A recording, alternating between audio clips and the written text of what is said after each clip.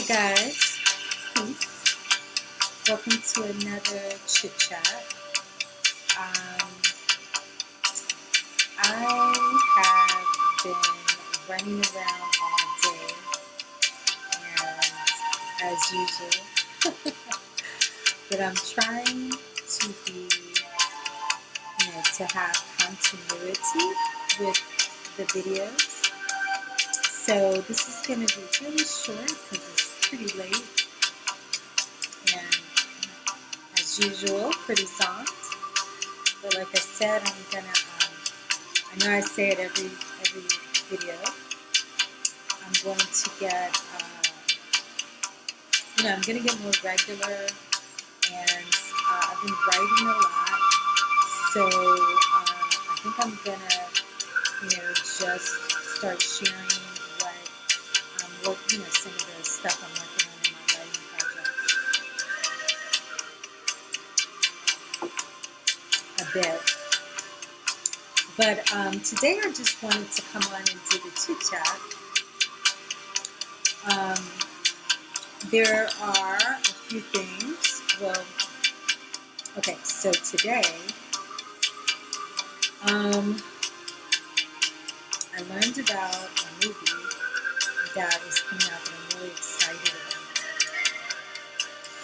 about. And it is a movie called 3,000 Years of Longing. I don't know if you guys heard about it. But it features Idris Elba. And I don't know the name of the woman who is, she was the co-lead in Doctor Strange. Really good actor, British actress. And she is, she's the co-star with Idris in this film. And the interesting thing is that Idris Elba plays a djinn,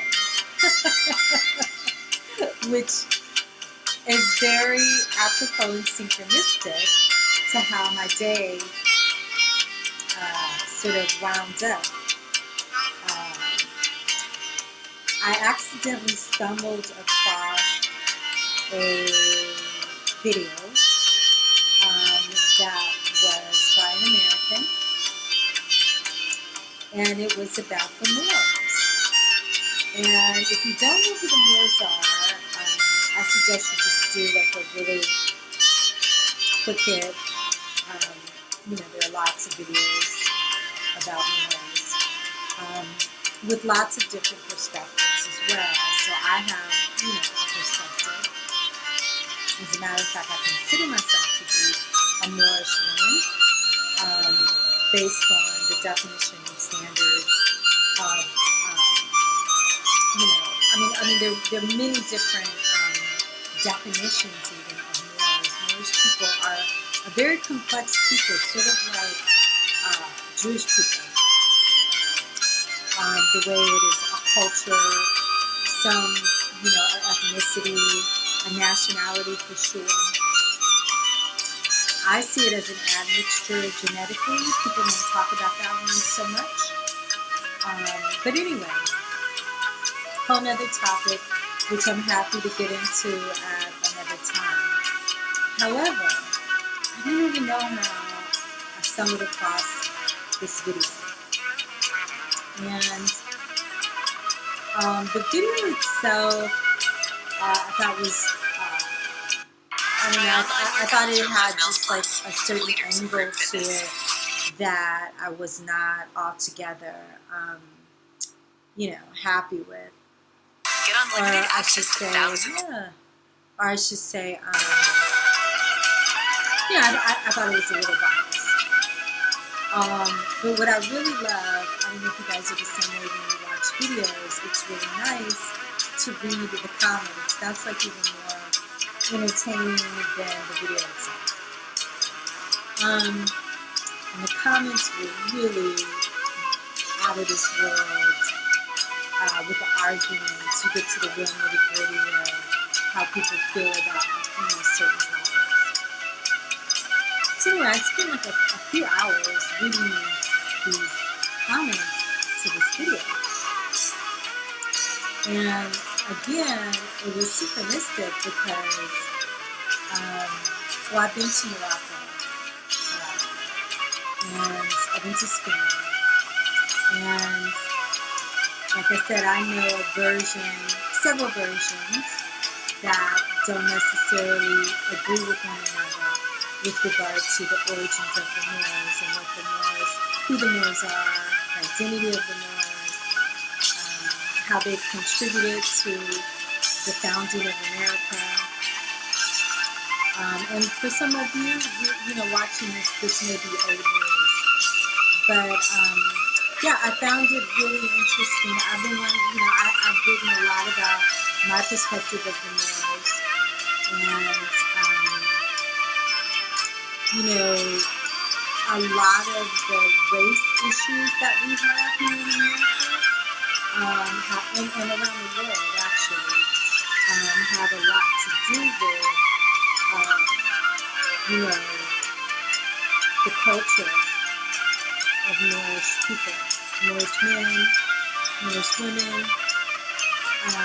History repeats itself, so we are currently in a history where the generation that we're in don't remember because the history has been changed, so they may not remember, except for the history that's told, that's given, which, as we know, is generally inaccurate a lot of the times, especially when it has to do with really crucial truths, right? But there's so many different, aspects, and so I'm gonna tackle that another time. I can do a whole video on the Moors. But needless to say, this film coming out that I'm so excited to see. I think it just opened tonight here in LA. But I'm gonna go see it either tomorrow or I'm gonna go Saturday morning because I don't like the crowds up here. And I'm really, really interested to see the way they portray this Jinn tale. So that's kind of what's got me excited. The last time I came on, I think I left off on, oh my gosh, Carmen, you are really doing it. This is one of my favorite Carmen songs. Are you going with me? But I think I was talking, because we were talking about clones, right? And I think I was talking about the AlphaGo, Google DeepMind,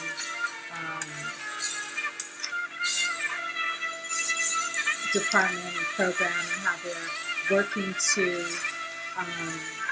sort of get the biohacks and the social engineering, MK Ultra,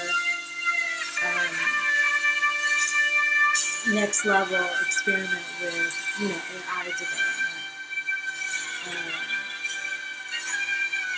I was watching a video last week, and I've been saying this for a really long time, but the guy was talking about how, I thought this was interesting, by way of, explaining how advanced technology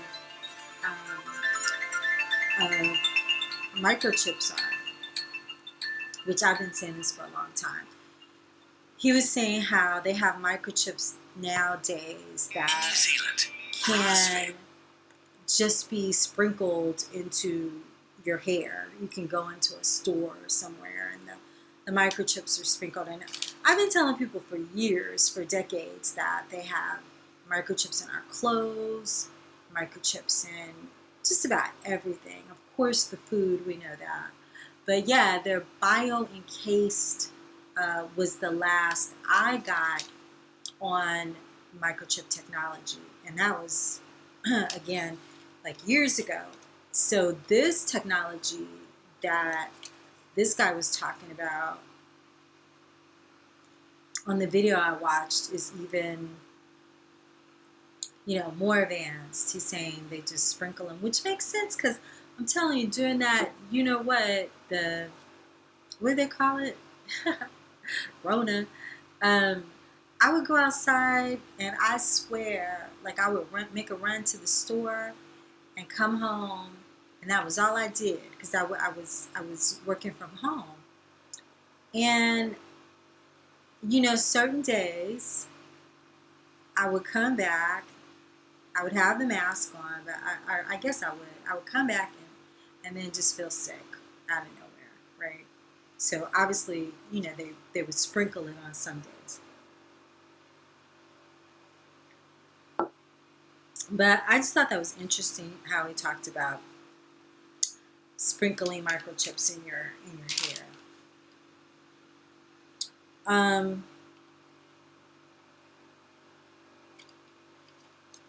still don't think that I'm going to get into anything deep today, but that's oh, I know.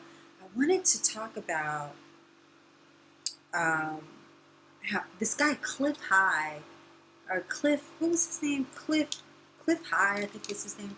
He was talking about, I don't know what the topic was that brought him into this, but he was talking about because they were talking about the Anunnaki, and I think I spoke about this in the last video too. I haven't uploaded that video yet, but I wasn't sure that I was going to. I'm not sure I'm going to upload this one either, but trying to stay continuous with it at least.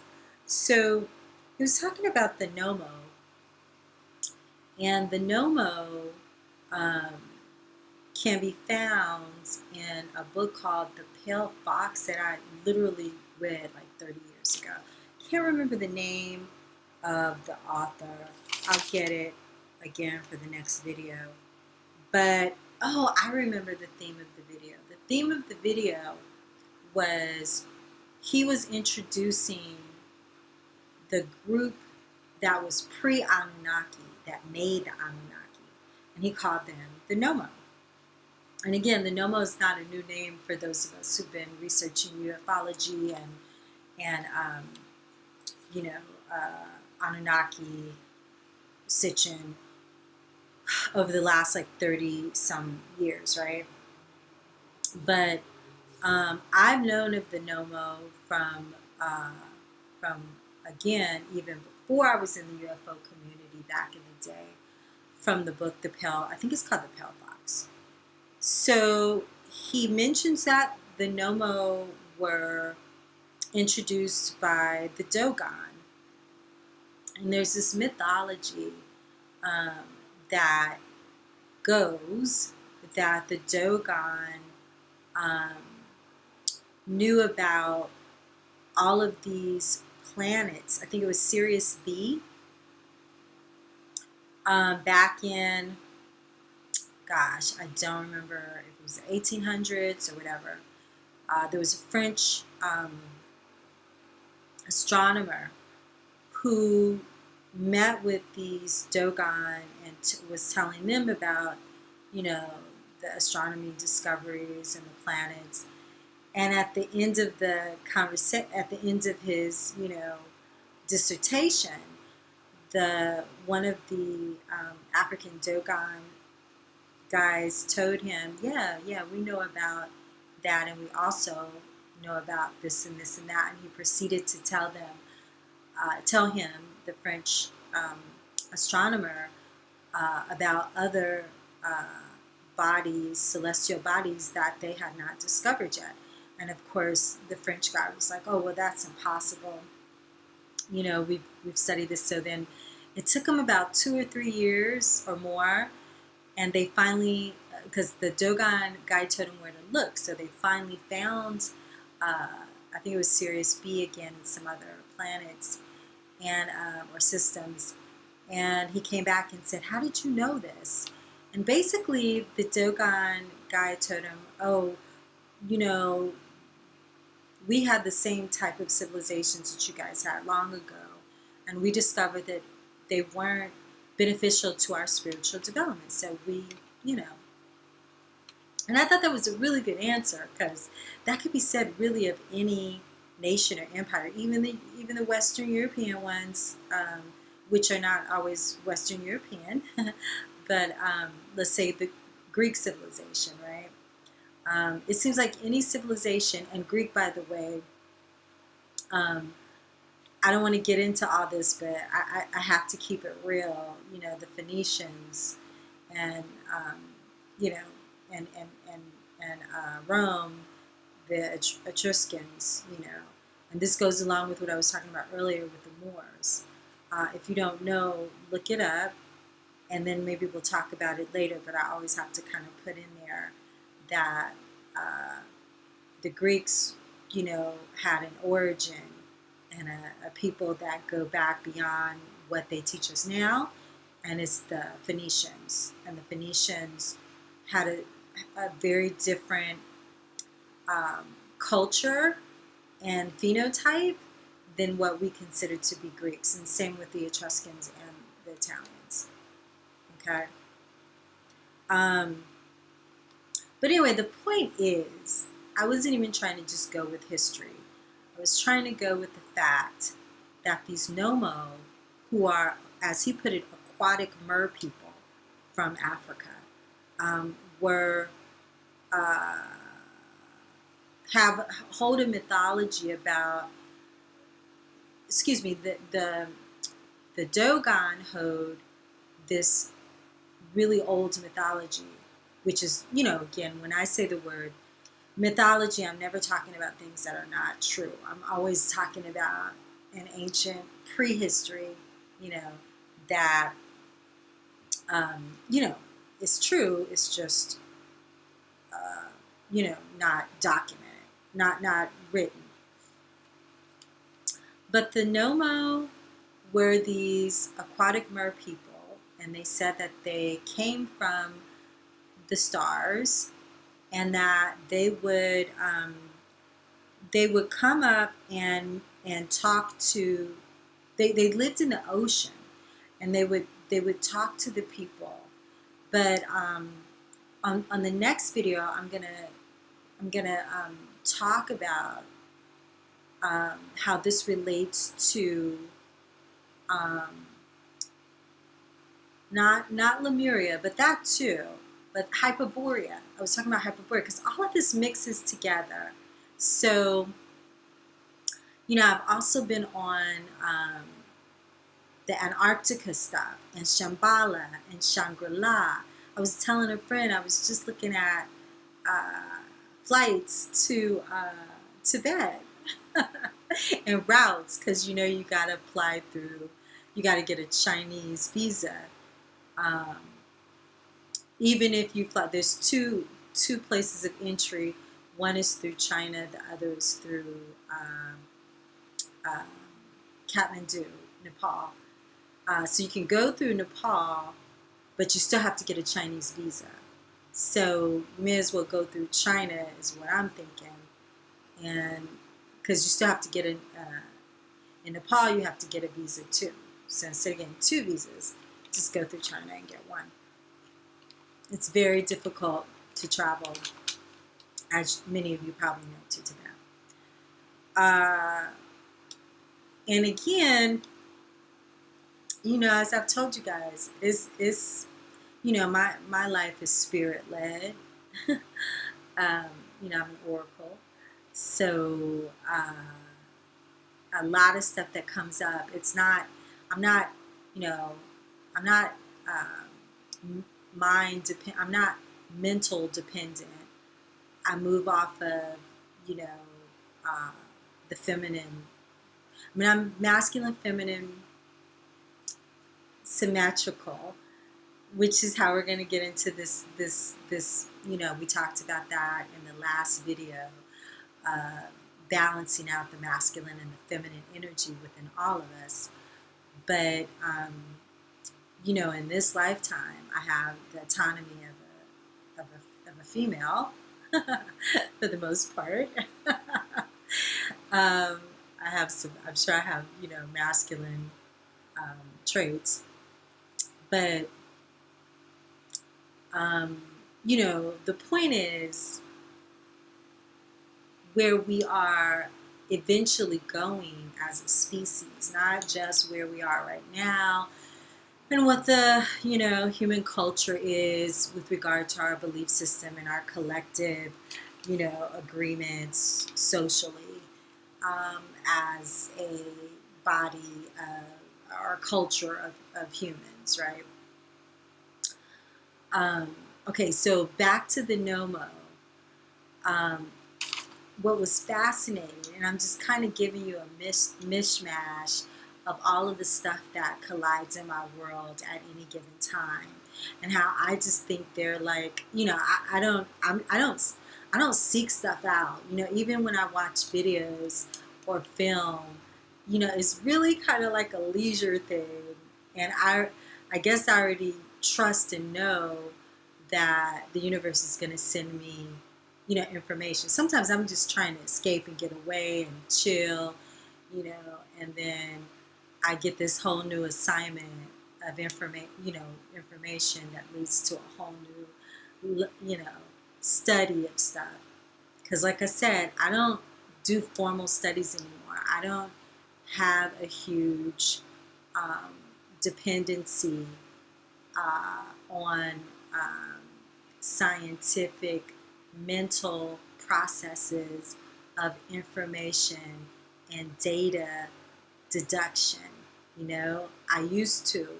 I told you guys, and I still do. I mean, I'm writing. I write and I put stuff together. Um, um, because I have a mental, intellectual, scientific background. But I'll talk in another video about, my path and my experience, and another project I'm working on that gets deeper into my perspective on the necessity of our spiritual evolution, which relies on getting out of our head and more into other aspects of our being. Um, I've talked about it before, but I don't want to get too deep into that. I'm just letting you know the chaotic. Oh, it's 11:11. I want to let you in on, the chaotic, um, you know, flow of how my life operates with regard to information. And not just information, with regard to just, being, to living, to, whatever. So, I'm just, because I want to talk about later Antarctica and how that just popped up. Oh my God. And look, I'm looking at, I have these wonderful screensavers on my TV, my monitor, my big monitor, and now it's showing, it may not be Antarctica, it may be the North Pole, but it's like this huge glacier of ice with a penguin on top. So that's what I'm saying. That's how my life operates, just like complete synchronistic flow. Without, when I was younger, I used to be like, oh my God, look at that synchronicity. Oh my God, look, 11:11. Now I understand it, but I still like to sometimes create wonder. The maiden in me, from the triple goddess, likes to, have that youthful fascination with the way things operate, and remind myself of the miracle in every moment and every day. I think that's important. But Antarctica, Shambhala, Shangri-La, and Shambhala. That's how I accidentally stumbled across it, and then I got into Tibet, and then oh my God, I met a friend over the weekend, and it was like this total. It was like a fellow oracle, and it was such an amazing experience. A sister friend. Where I did a spontaneous reading, and it was just like Buddha all over her, and I was telling her how I haven't really been into the Buddhist demonstration much for a while, and how I got these chakra mala, the chakra mala, and I've been using it, to just sort of meditate and pray. But this whole theme of the Buddha and China, and it's just been like heavy and thick. Time travel, portals, Antarctica, Shambhala led to Shangri-La, all this study on Shangri-La, which led to Tibet and, India and Sri Lanka and, but it's all connected, time travel. And the Balkan region, which, again, a friend of mine, actually a mentor, I've read his books for years, and happened to have met him and developed a loose friendship with Peter Moon, and the work he's doing now is giving him a shout out. If you don't know about Peter Moon, look him up. The Philadelphia experiment for back in the 80s, a Montauk experiment. Matter of fact, he's doing some recent stuff on that right now. But his last few projects have been in going to Romania. And again, same theme. He's dealing more with the theme of Shambhala, I believe, but it's all got to do with time travel, and Tibet is in there. I think he did like something at Mount Shasta this past, like a few months ago, which is pretty interesting because I went to Mount Shasta several years ago as well. Oh boy, that was about 20 years. Everything seems like it's about 20 years ago. I always feel like I'm saying it was 20 years ago, 20 years ago. Yeah, so back on topic, because I know this video is already getting too long for me, but we're going to stop. We're going to cap it at 30 minutes. It's 27. I can do this. 3 more minutes because I'm tired. The Nomo, it was said by, I gave you his name, Cliff High, I believe his name is. He's got videos out. You can go watch his videos on this topic. And again, he was trying to make connections with the creator beings that came before the Anunnaki, or that created the Anunnaki. And this ties into what I was talking about on one of my videos recently about Hyperborea. And so he sort of echoed some things. And let's see. So he mentions the dogon, and okay. So he says basically that the Nomo are hermaphroditic. This is what I was getting to, and could switch genders. Okay, they also were aquatic. They lived in the ocean. He mentioned that their metal, like how they talk about the Anunnaki's metal as being gold. Instead of gold, theirs was copper. And they had these glowing discs that were copper, like, made out of copper, I guess.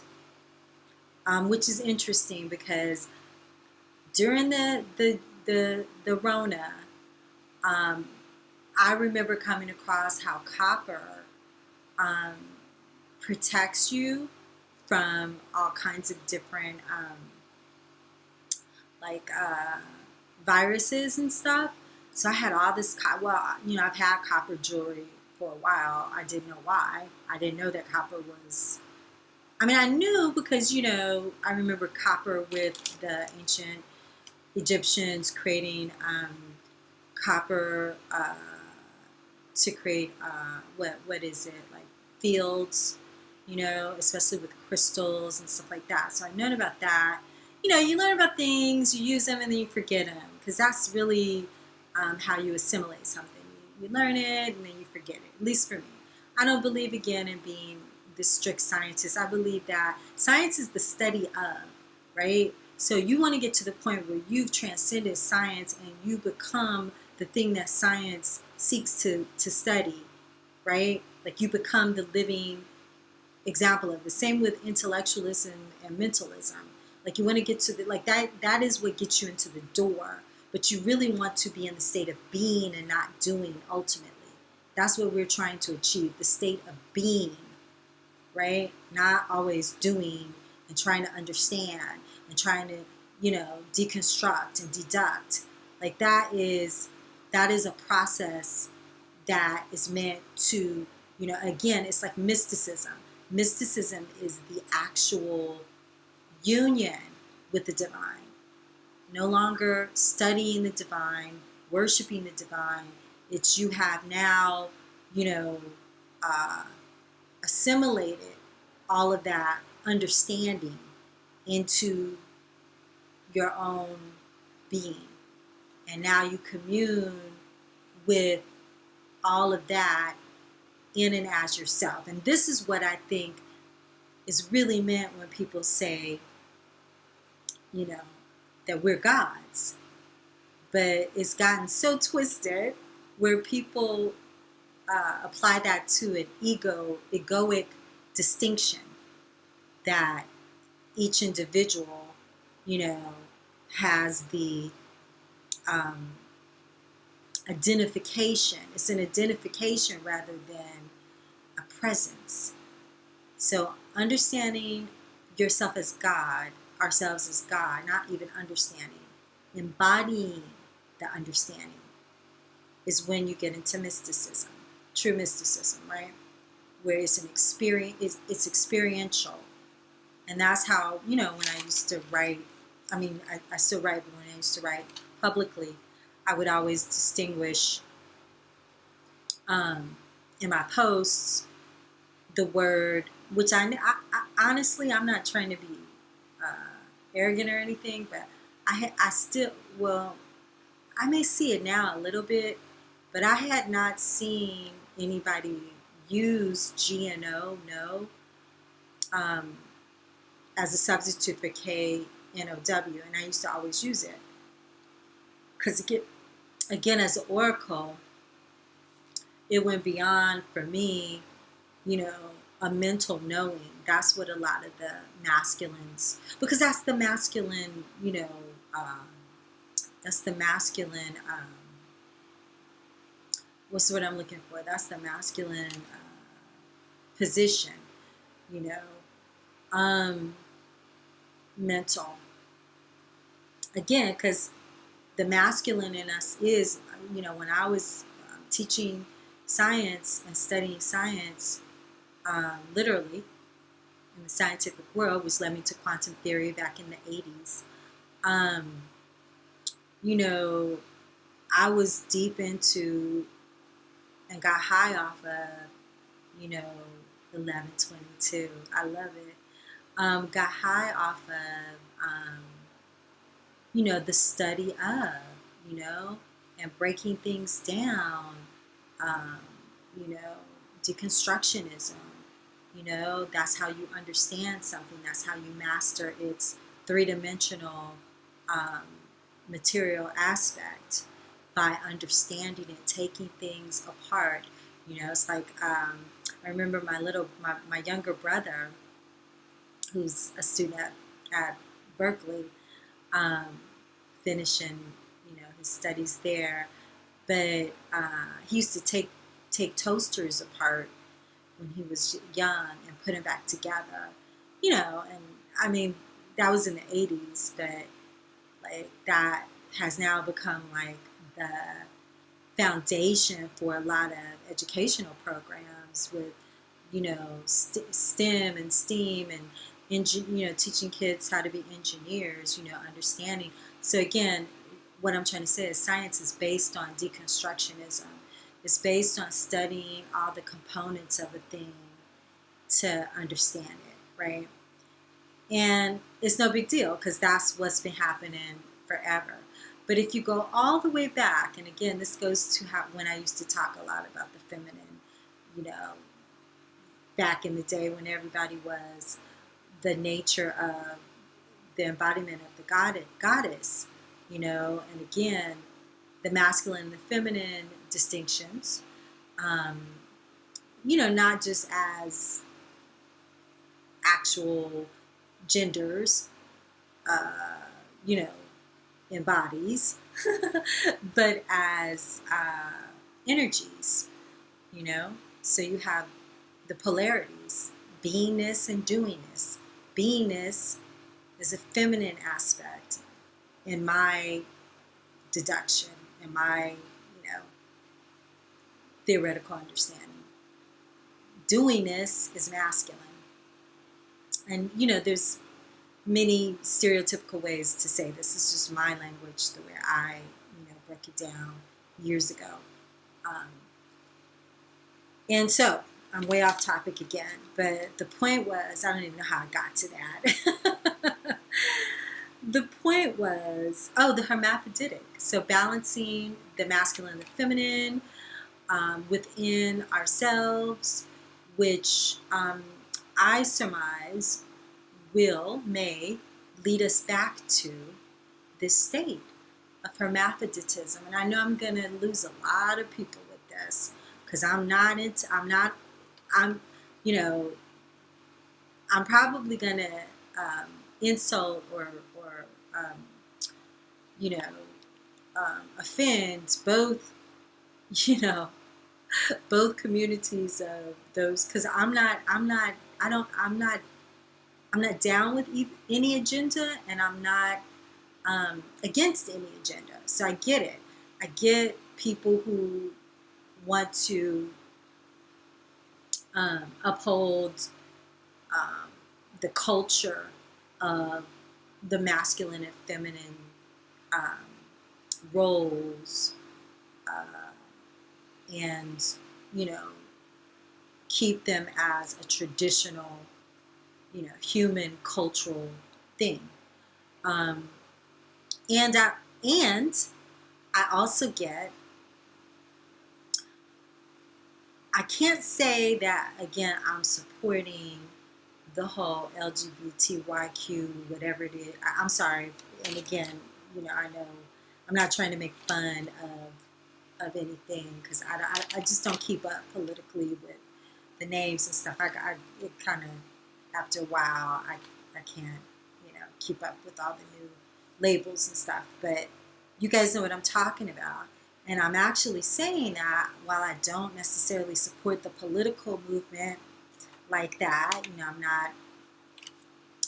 I understand where it's coming from, and I have a little twist on it, because like I said, I think, you guys know me, I've talked about anti-Christic versus Christic. So I think that the anti-Christic energy always breaks out with the half-truth, so that it can control and twist it prior to the truth coming out. Like the rainbows. My sister and I used to talk about that.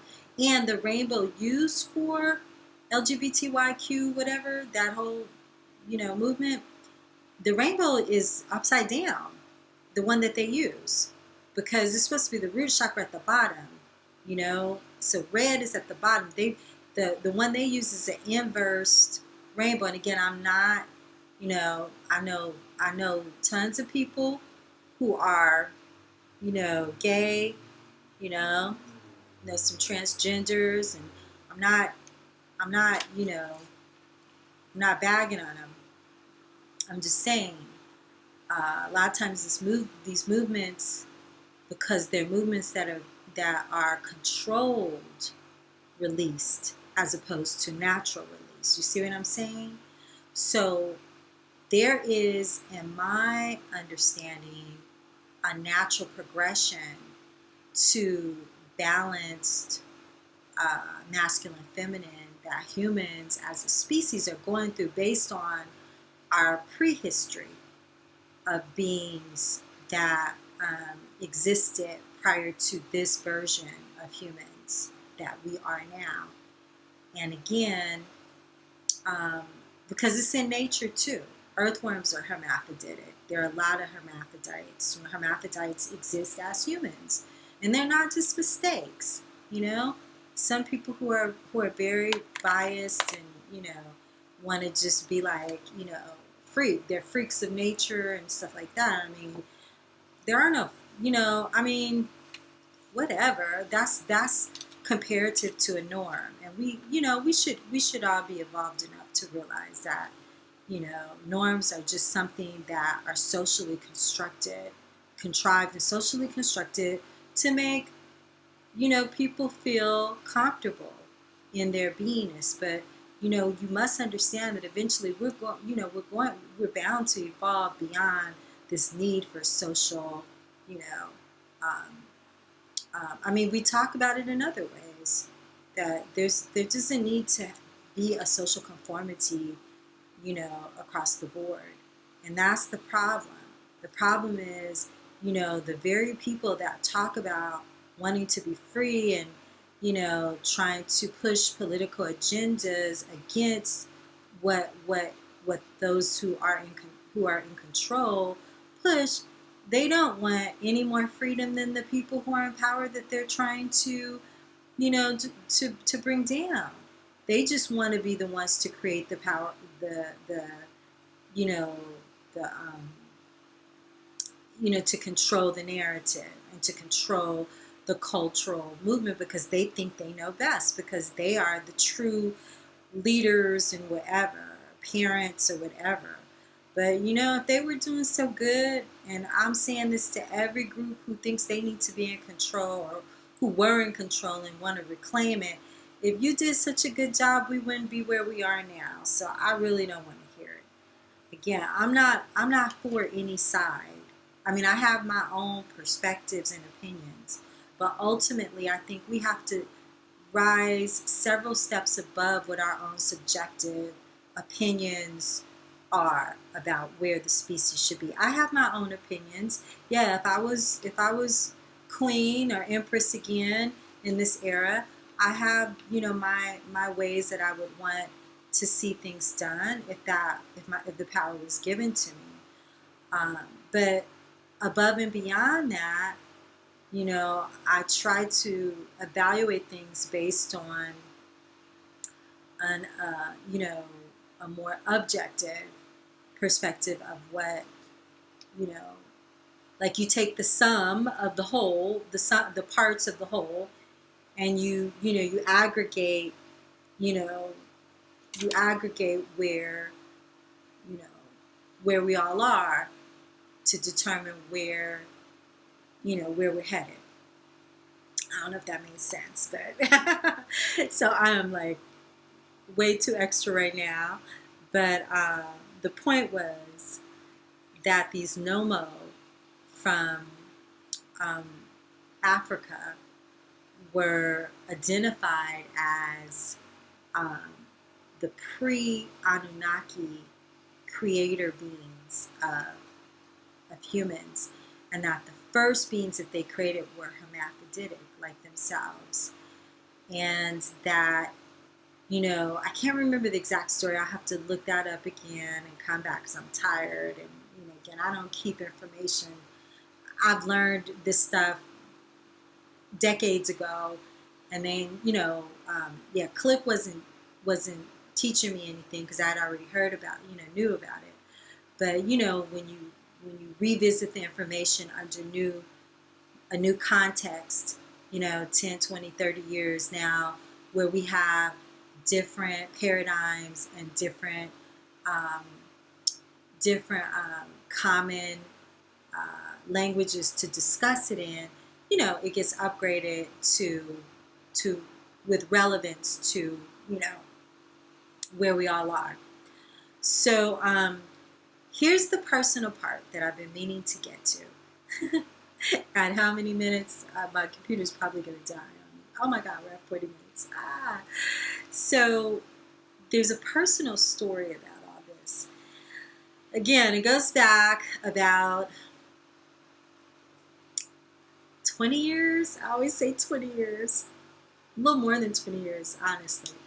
So I have a good friend. I won't mention his name, but he's a very, very amazing, amazing musician, uh, professional musician working out there in the real world. In the real world. Did I say that? Oh my God. I'm tired. But he's this amazing, actually, bassist, and he works. He's professional. He works with just just about all the well-known people. And because I used to be in a band, I used to be into music, and I still am. I don't know why I said used to, but it was a different world. But anyway, without giving away his name or whatever. I used to, so let me put it like this. I used to be, there was a time when I was accidentally, because I started as well, enough about me, Z. Let's just tell the story. So the story is that he is from a country in Africa, and there's it actually wasn't him. It was his friend who my auntie was working with in the film in a film project, and so he happened to be at the house. His my friend's friend that I actually met through my aunt, and so that was synchronistic too. It was like, oh my God, you guys are from the same country, same village in the same country. And he told us this story one time. We were on the set, just, kicking back, again, 25 years ago, about how in their village, which I didn't even know my friend's father was the chief of. So I was like, oh, wow, because he was educated in France, like a lot of Africans whose family, have means. And, so the friend was telling us how the chief every year would go to the ocean, and these beings would come out of the ocean. They lived in the ocean. They would come out of the ocean and talk to the chief and basically tell the chief, all that he needed to tell the people and implement in the village for that year. It's like an annual meeting, right? And so, I remember asking my friend, I was like, wow. And he just always played it off like, oh yeah, he was a Christian at this point. That's why people don't realize, religion. People get to. I want to talk about that another time too, but like people just get things twisted, like just attacking people who have religious beliefs, because it's cultural, it's so much more, and spirituality and truth is embedded within religion and transcends it at the same time, and that's altogether possible, especially in the quantum period that we're in. We should understand this. Like, people should quit dissing, religion. Like, we're beyond that now. The people who are still stuck in religion mindlessly, at this point, shaming them is not going to do nothing. So you need to lead the way and show them, instead of trying to tear down their belief system to replace it with your own or your non-belief or whatever. Like, that's old. That's played. Just, let people, experience their spirituality with their mythologies, because everybody's got them. Even the atheists have their own little mythologies about whatever's right or wrong or whatever's true. It's just more archonic, if you ask me, more intellectual in mind, Buddhist, scientific people. They just want to replace it with the religion of mind, which is the same. It's a religion too. Science has become a religion. Facts, because facts aren't facts. I've talked about this before. Facts are facts. Facts aren't truth. Facts are facts. And now in a quantum world, I've been saying this for 30 years. Thank God the quantum, science has finally caught on, and I don't get, mocked for it, because now it's scientifically proven, or accepted, that quantumly facts can be transcended. Facts are just facts. They're not true. They're just things that have been given the meaning collectively, assigned the meaning collectively. And when we agree collectively, then they become the reality. But it's not the truth. The truth is that, there is no limitation. No time, no space, no nothing. And that's what we're trying to get to. We know it intellectually. We've heard it now a lot. But a lot of us are still in our old, what do you call it? The guy who said the earth was, the sun was, the earth was the center of the universe, that old shit. That's why science is dangerous. Because people, and some people know it, some groups have known it, the archons and the others. I don't want to get into groups, because I don't want to get attacked by you folks, who are really into science and, knowledge, study, I don't want to make fun of nobody, just like, same thing with religion, but ain't no right, wrong. Ain't no I'm right, I'm correct, and y'all wrong. We should be over that by now. We really should. We need to be. Says me. Okay. But, so that was the story. And so to hear all these years later, this dude, Cliff High, white guy, supposed to be some authority on something or another. I don't know. I forgot. I watched this video a couple weeks ago. It's just synchronistic to hear him tell this story. And I was like, oh, wow, white people, just like with the Moorish history, white people find, I've been waiting for white people to, I thought these rappers were going to really, and they have, but it's still not, still too much racism around it. And that's because people don't really want to know what the origins are. We don't even know, we don't even want to know the origins of our GMO creations by whoever you want to call it, Anunnaki, which is not, the Anunnaki are not God. Even though in my culture, I have a culture where I, give thanks to me, they're ancestor gods, So I give thanks to, the Abrahamic gods. I give thanks to the Orishas. I give thanks to,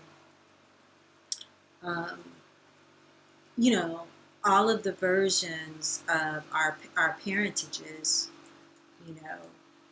because I've said this in other videos, we have galactic bloodlines, we have spiritual and ethereal bloodlines, we have bloodlines from pre-human history, and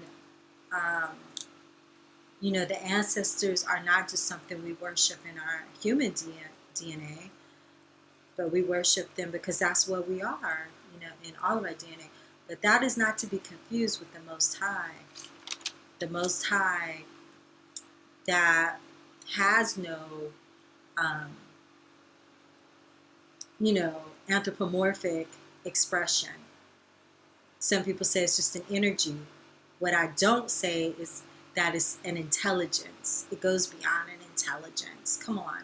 Intelligence is not, the supreme aspect of existence. I'm so sorry, brothers. You're going to get so mad at me that you got it twisted. Again, like I said, what's the most amazing power? Now this takes me back to my tantric days, because I would say, if thinking and the mind was supreme, then one of the most supreme creation impulse is not a thought. you know, when you have an orgasm, which is the highest form of material creation, you're not thinking. Because if you are, you're effing it up, right? You're feeling. You're feeling. You're in the presence of complete emotion. And out of that emotion, out of that unconscious release of the mind, is how you bring in manifestation of three-dimensional creation. That's the way it's done. So all this mind and science, again, that's a masculine thing. That's what those who don't, and I'm not knocking this, but those who did not actually have the ability to portal in three-dimensional material life, for lack of a womb, this is their contribution to understand and to build based on that understanding. And of course, we all know that, all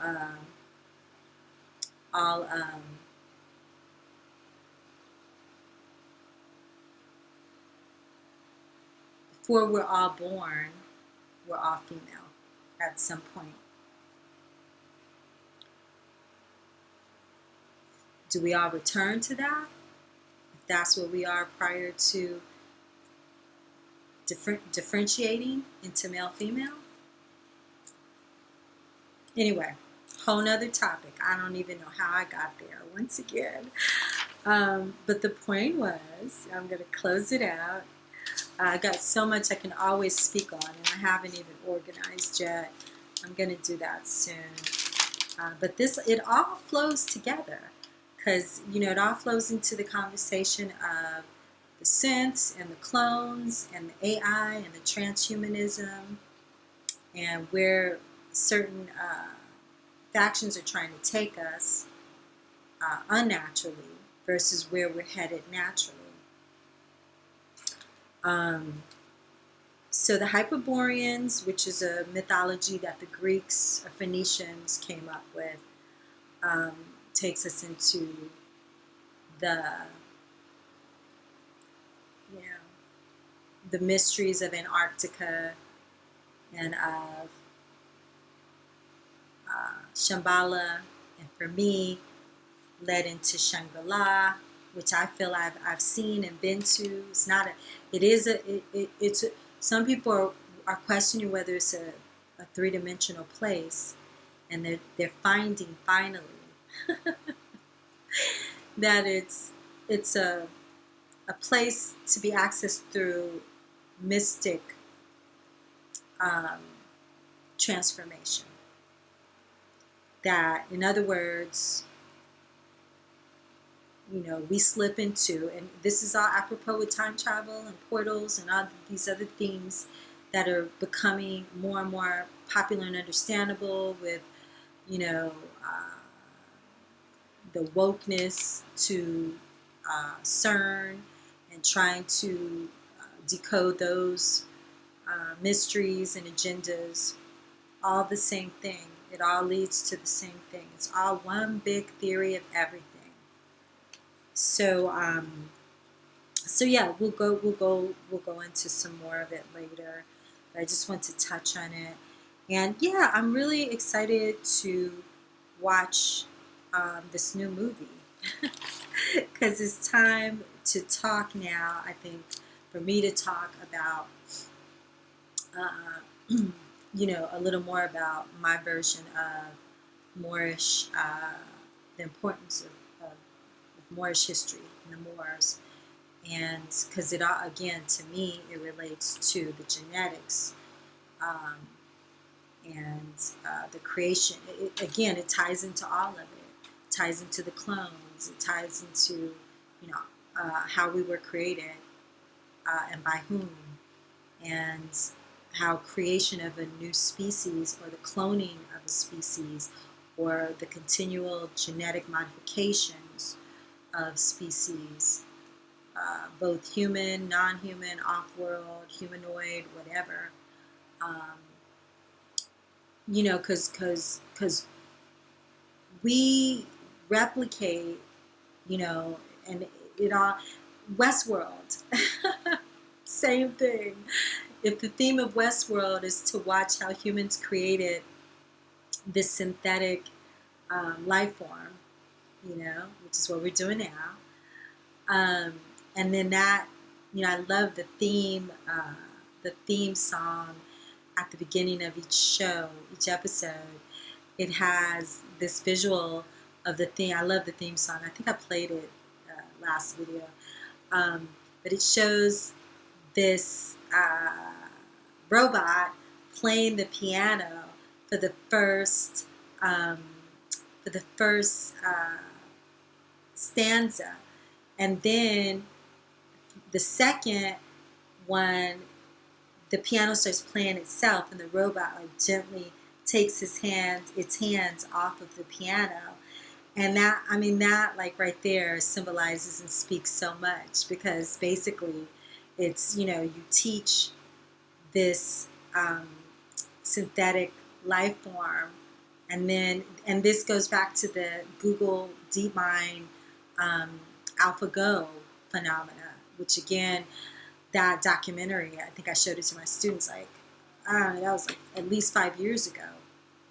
If you don't know about that, look it up. It's a documentary called AlphaGo, and it's about Lee Cadal, who is the top chess player in the world.